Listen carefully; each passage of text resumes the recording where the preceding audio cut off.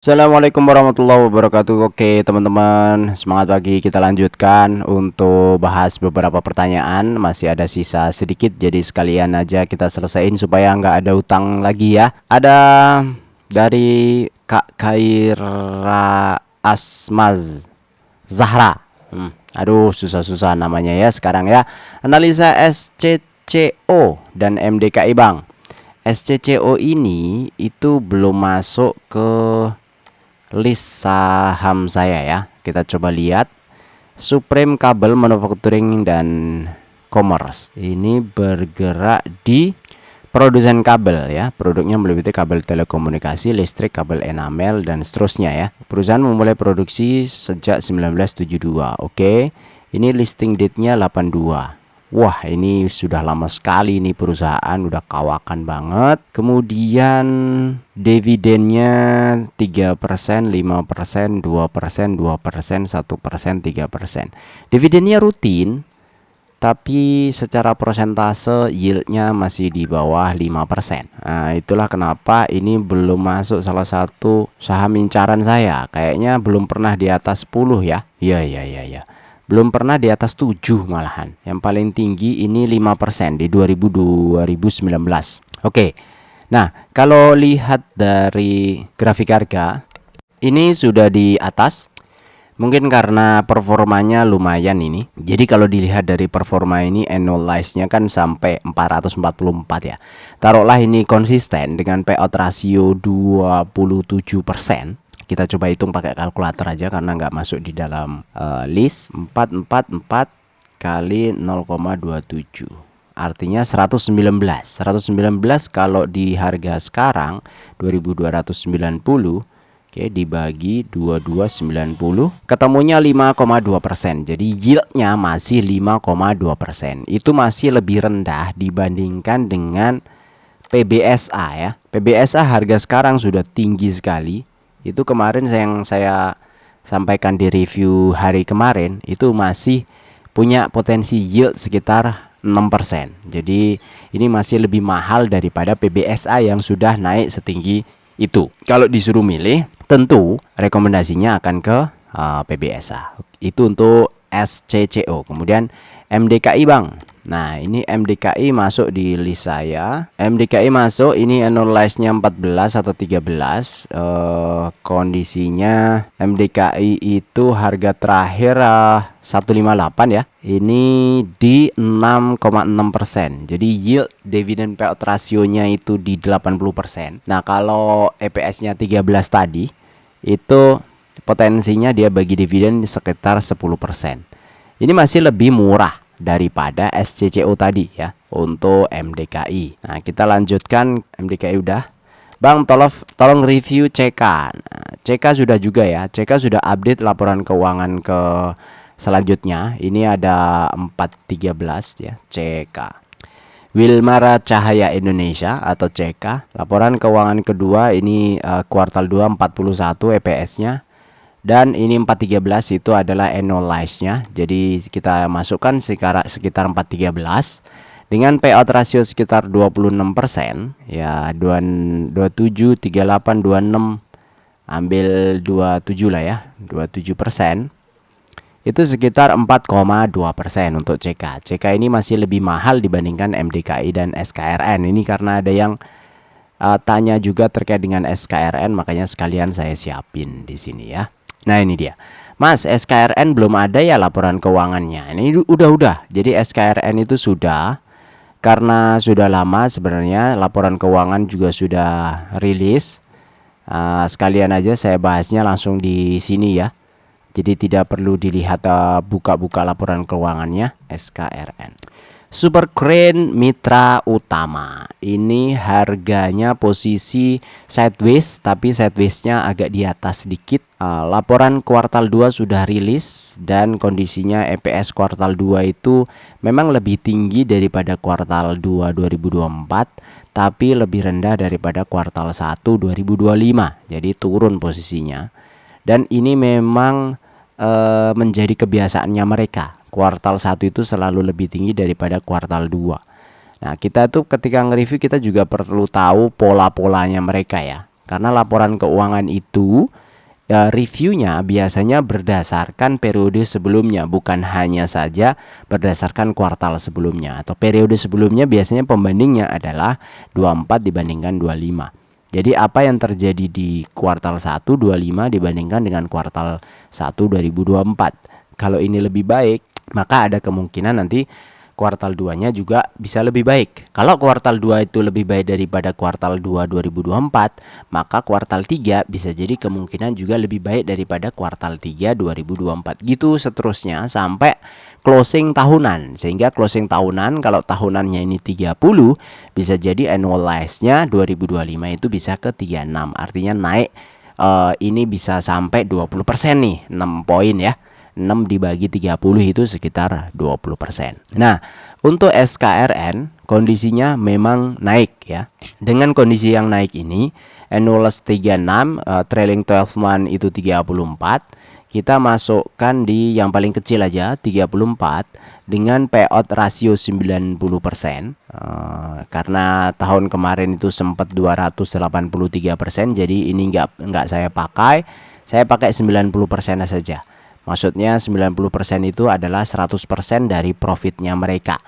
Jadi kalau nanti profit 36, maka hasilnya ya 36 aja. Maksudnya salah. Berarti 31 ya, 31. Kurang harusnya ini 99 lah. Nah, gitu. Nah, kalau 99 maka ketemunya angkanya 34. Cuma karena ini dividen payout ratio SKRN itu tidak stabil, teman-teman. Kalau tidak stabil gini kita susah memprediksinya. Karena apa? 2023 itu sempat 39, 2022 sempat 99, sempat 300%, 150%, kayak gitu-gitu. Jadi kalau kita prediksi segini pun belum tentu tepat, bisa jadi di bawahnya, bisa jadi di atasnya. Cuma yang pasti, yang hampir pasti adalah dia bagi dividen setiap tahun. 2023 dia bagi 16, 2024 dia bagi 85. Nah, dengan kondisi seperti ini potensi yieldnya SKRN adalah 8,4%. Ini termasuk yang lumayan besar ya. Di 402 ini posisinya kalau lihat SKRN. Oke, ini sideways sudah berapa hari ini? Udah berminggu-minggu ya. Dari dividen terakhir 40 ini. Nah, ini sudah sideways terus. 402 di situ-situ aja ya. Range-nya ini yang kalau di screener ada range itu untuk keluar masuk ya. Range-nya 3%. Jadi beli sini jual, beli jual itu kan bisa ya. 3% itu termasuk besar. Kalau Anda transaksi satu hari itu bisa profit 3% konsisten selama 245 hari, itu udah wow banget ya. Setahunnya udah wow banget itu ya. 3% kali 245 hari bisa 700% setahun. Padahal dividen investing itu cuma menuntut sekitar 10-an% kan, 10 taruhlah ya, 10-an% per tahun. Nah, kalau Anda bisa profit dalam satu tahun 700% dengan tadi mengikuti setiap hari bisa konsisten profit 3%, itu sudah sangat-sangat wow sekali. Oke, kita selesaikan. Nah, ini ada pertanyaan terakhir nih dari Mbak Hairunisa.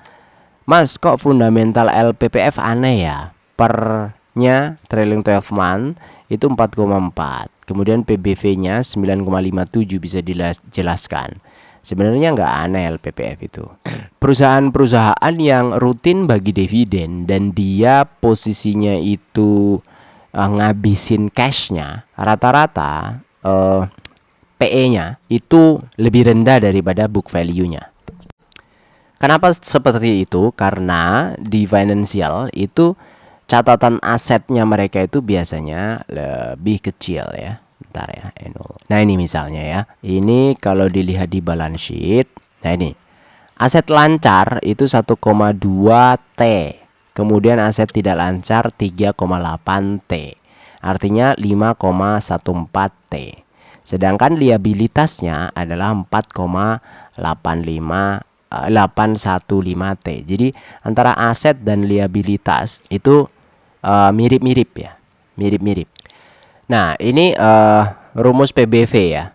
PBV itu adalah rasio yang membandingkan harga pasar saham dengan nilai buku per sahamnya, yang dihitung dengan membagi harga saham dengan nilai buku per saham. Nilai buku per lembar saham sendiri dihitung dari total ekuitas perusahaan dibagi dengan jumlah saham yang beredar.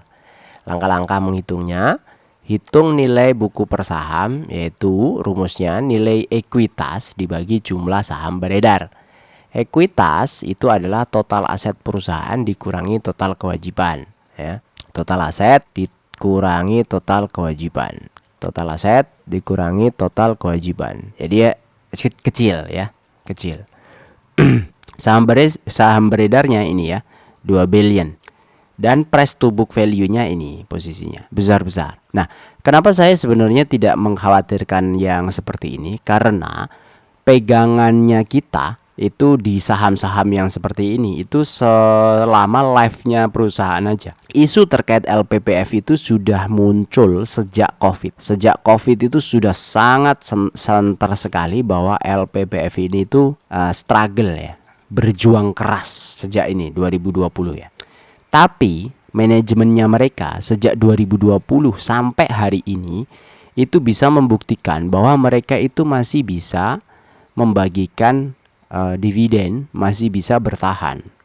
Nah, walaupun tidak berkembang, tapi mereka masih bisa bertahan. Jadi posisinya kayak Hexa. Ini turun, kemudian naik, ini turun dikit gitu ya.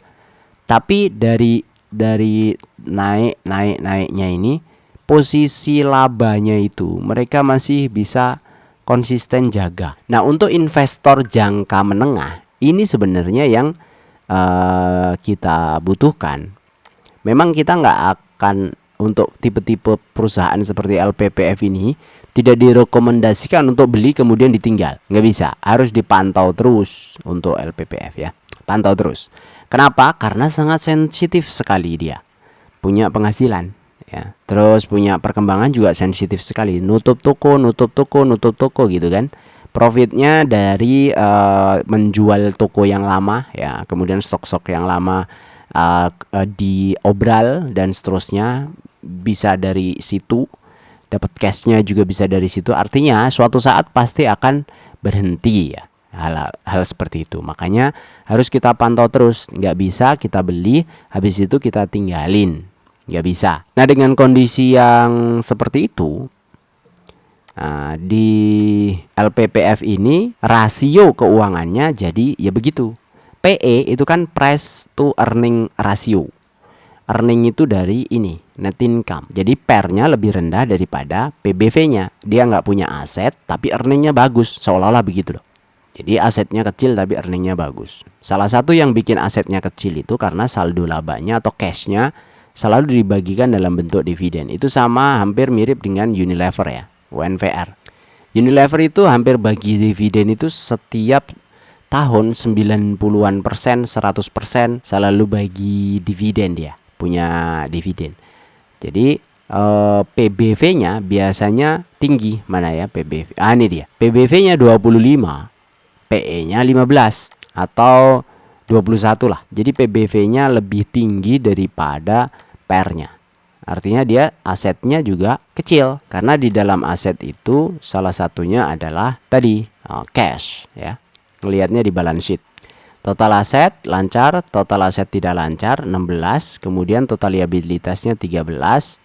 Equity-nya cuma sekitar 2T. Jadi equity-nya kecil. Ketika equity-nya kecil membuat PBV-nya juga tinggi. Jadi rumusnya PBV kan salah satunya kan ini ya, nilai ekuitas dibagi jumlah saham beredar. Rasionya harga saham dibagi nilai buku per saham. Dan ini PBV lebih dari kurang dari 1 menunjukkan harga saham lebih rendah dari nilai bukunya.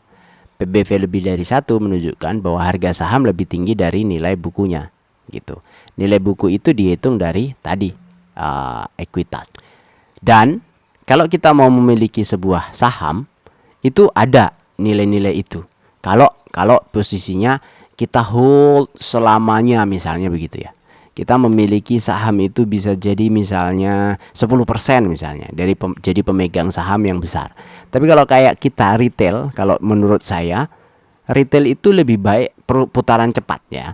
Putaran cepat itu salah satunya adalah dari dividen. Kalau dia bagi dividen, hasilnya oke, manajemennya terpercaya dan memungkinkan untuk bagi dividen terus, itu malah lebih menguntungkan buat retail kayak kita daripada kita memperhitungkan nilai-nilai yang sifatnya fundamental yang harusnya ini dimiliki atau diperhitungkan oleh uh, eksekutor besar ya, atau oleh investor besar. Siapa itu investor besar? Yang mau membeli saham ini secara akuisisi gitu.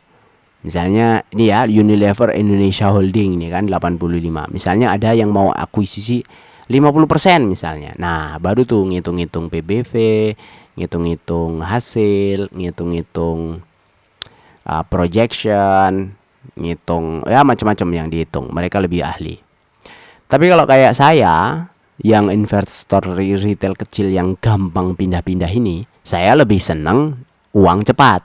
Nah, uang cepat itu dari mana? Adalah bagi hasil langsung, yaitu dari dividen. Makanya harga wajarnya saya hitung berdasarkan dividennya. Ketika nanti dividennya potensinya rendah, ya lebih baik saya tarik, saya pindahkan ke perusahaan yang potensi dividennya tinggi. Dengan potensi dividen yang lebih tinggi itu memungkinkan kita untuk mendapatkan garansi lebih baik daripada di perusahaan-perusahaan yang potensi dividennya lebih rendah. Itu sih kalau buat saya secara apa ya namanya cara berpikir, dan di saham itu termasuk salah satu yang simple. Saya ada grup ya terkait dengan kos-kosan gitu ya, apa perkumpulan orang-orang yang punya kos-kosan.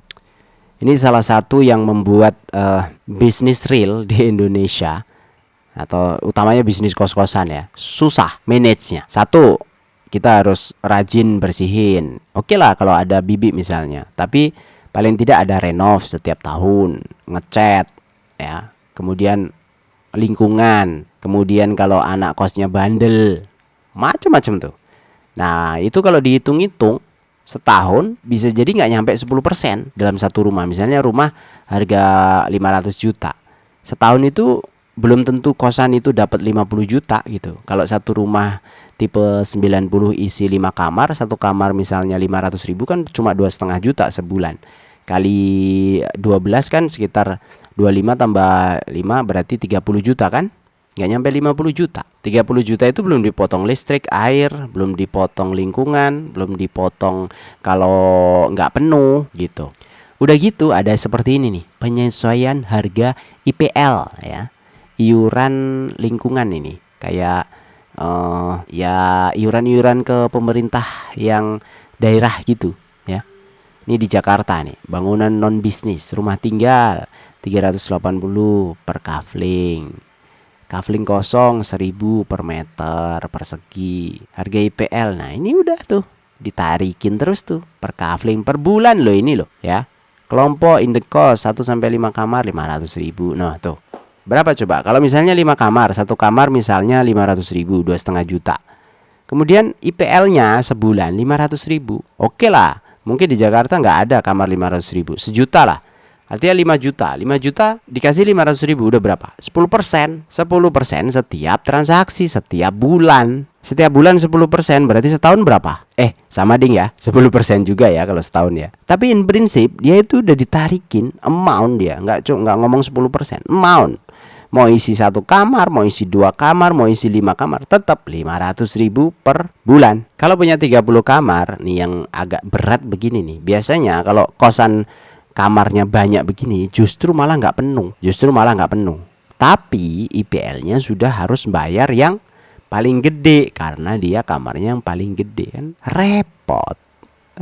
Daripada punya 500 juta dibuat kos-kosan yang mengurusin begini-begini luar biasa banyak, belum iklan, belum apa macam-macam. Di pasar saham dapat 10% setahun, itu memungkinkan dan bisa. Ya akhirnya itu yang kepilih gitu loh. Ini yang aneh sebenarnya, agak aneh sih di usaha di Indonesia ya, khususnya di lingkungan-lingkungan yang banyak retribusinya. Itu menurut saya ruwet bagi pengusaha tuh, ruwet. Pikirannya banyak. Pengusaha tuh utamanya yang UMKM ya, yang kecil-kecil.